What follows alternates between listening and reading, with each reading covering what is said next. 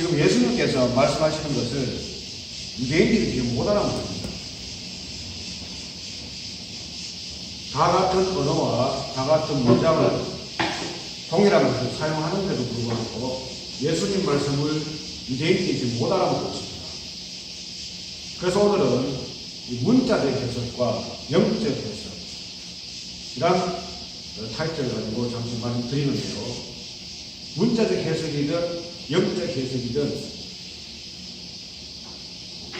모두가 그 텍스트, 성경 본문 또는 언어, 말, 문장 이런 거 가지고 알아듣고 말하고 해석해 듣고 이렇게 하는 것은 다 똑같지 않습니까? 요한복음 3장에서도 어떻게 해야 하나님 나라를 볼 수 있는가? 그것은 바로 걸어놔야 된다. 2번 나야 되고 새롭게 나야 된다. 그러면 2번 나는 방법이 뭡니까? 이랬을 때 니고데모는 어머니 태에 한 번 더 들어갔다가 나와야 되는 방법 외에는 없기 때문에 그 이야기를 했을 때 이것은 바로 예수님께서 하신 말씀에 대해서 영적인 해석으로 고백되어지는 것이 아니라 바로 문자적 해석을 했다는 얘기로 결과가 되어지는 것. 마찬가지로 오늘 유대인들이 예수님께서 하시는 말씀, 내가 가는 곳을 너희가 알지 못하고 오지 못하리라 이렇게 하니까 이것은 예수님께서 다시 보좌에 다시 가신다는 뜻이거든요. 원래 있던 자리잖아요. 그런데 이것을 이들은 어떻게 해석합니까? 다른 성경에는 뭐 헬라 지방으로 가려고 하느냐? 다른 지방으로 가려고 그러네? 아니면은 오늘 본문에는 올 수 없다 하니까 자살하려고 그러나? 이렇게 알아듣는다는 겁니다. 그 영적 해석을 못하는 겁니다. 문자적으로만 보는 거예요. 세상의 모든 사람들은 그렇게 살지 않습니까? 하나님 말씀만큼은 우리가 문자로 쓰였지만은 영적으로 들리지 아니하면은 그것은 육적 예수 믿음, 육적 하나님 믿음에 불과합니다. 하나님은 허락을 해야 돼요. 깨달을 수 있도록 허락을 해줘야 드디어 알아들을 수가 있다는 얘기가 되겠습니다. 사도 요한은 요한일서에서 보면은 예수님에 대해서 하나님과 같이 함께 있었다, 함께 계셨다, 함께 계시고 우리에게 나타나신 바 되었다 이렇게 했어요. 그리고 우리가 그를 보았고 그를 터치했고 그와 함께 했다 이런 얘기를 아주 소상히 하고 있습니다. 그러니까 이 사도 요한이 예수님에 대해서 하나님과 함께 있었다는 사실은 그 자신의 경험과 자기 이성에서 나올 수 없는 말입니다. 그가 위에서 났기 때문에, 새로 거듭났기 때문에 이런 말을 할 수 있는 겁니다. 1층에서 지하에서 사는 사람들은 1층과 지하밖에 몰라요. 더 위층이 있다는 사실은 하늘 위로 이렇게 누가 쳐다보지 않는 이상은 안 보입니다. 그러니까 우리는 다 쳐다보고 살죠. 다 같은 3차 공간이니까. 이런 비유 이제 둔다는 건 좀 약간 좀 비근하지만은, 다시 말해서, 문자적으로 본다, 세상을. 육적으로 본다는 것은 1층과 지하 세계만 사는 세계에 국한된다는 얘기입니다. 더 위층을 올라갈 수도 없고, 바라볼 수도 없고, 그 위층의 세계를 이러면 알 수도 없어요.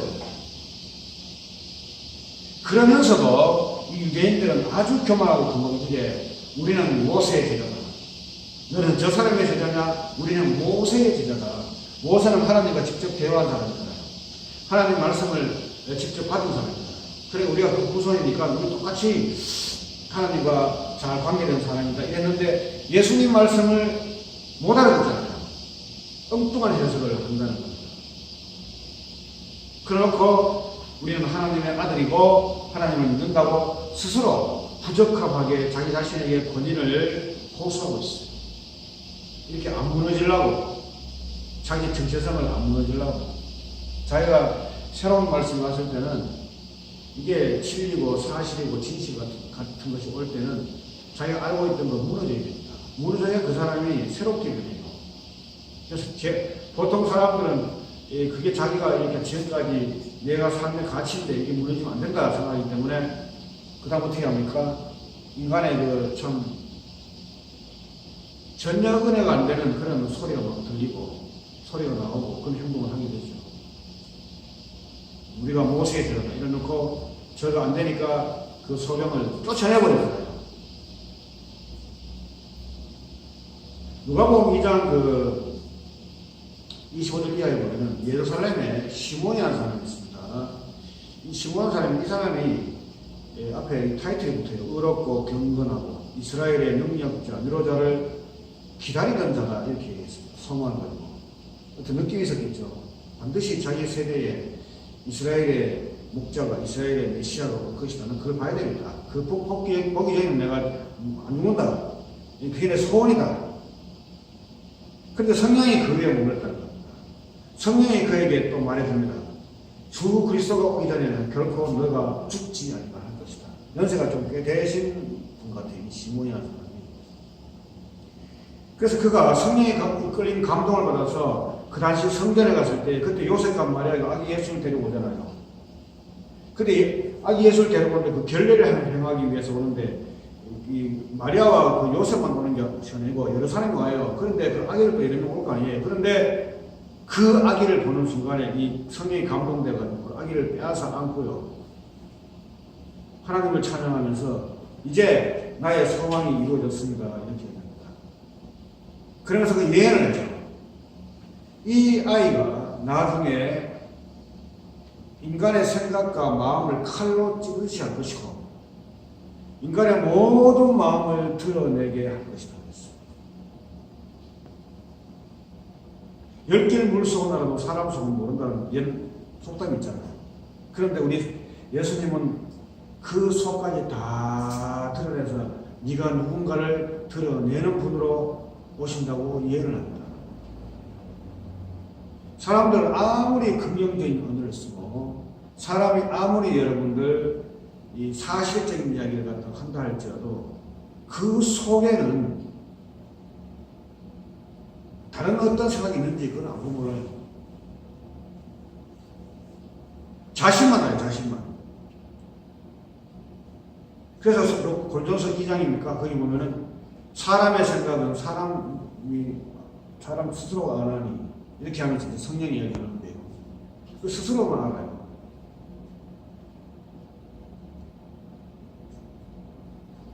아무리 긍정적인 사람으로 살다가 갑자기 10년 후에 20년 후에 그 안에서 엄청난 부정적인 생각이 나와가지고 이 주위와 그 모든 사람들을 깜짝 놀라게 할 수도 있어요. 그게 바로 다윗의 아내였던 학기스의 아들 아도나이잖아요. 아도니아입니까? 아도니아인데 이 아도니아가 앞에 또 이 수식어가 붙죠. 이 아도니아는 자기 아버지 부모로부터 한 번도 네가 왜 그렇게 사느냐, 왜 그렇게 했느냐를 들어본 적이 없을 정도로 모험적인 삶을 살았어요. 그 성경이 나옵니다. 그 다윗이 늙어서 이제 오늘 내일 하고 있을 때 갑자기 자기가 사람들을 모아가지고 내가 왕이다 하면서 있잖아요. 사람들 소집해서 그걸 선언하고 있더라고요.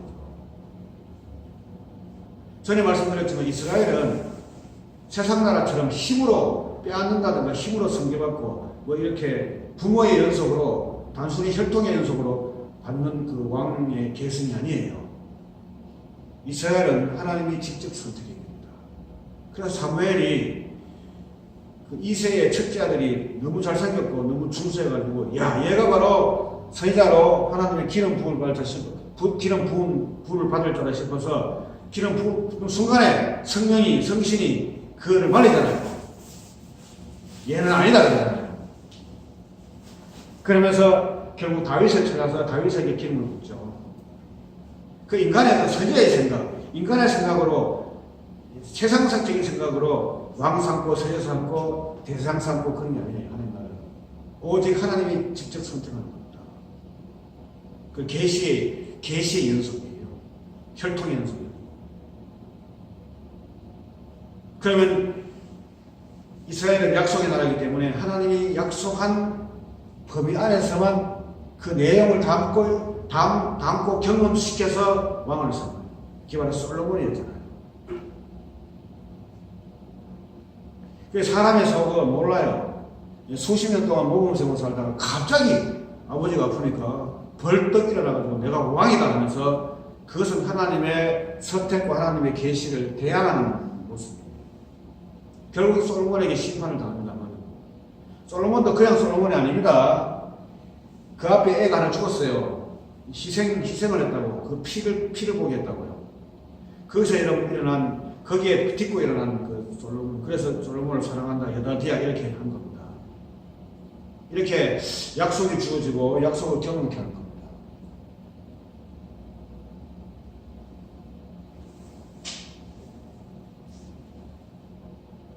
그 평소 모습이 그 사람 전체가 여러분들 아니라는 사실, 무의식이 있다는 사실. 자기가 자신을 여러분들 알고 또 타인이 자신을 평가할 때 그것도 하나에 포함되거든요. 자기 몰랐던 부분을 알게 돼요. 근데 이걸로 여러분 자기 마음이 다 드러나는 게 아니에요. 깊이 사람 속에는 악의 뿌리든지 하나님을 대항하는 또 불신앙적인 요소가 숨어져 있어요. 그래서 예수님께서 오시면은 이것을 드러낸다고 이 시몬이 지금 예언하고 있습니다.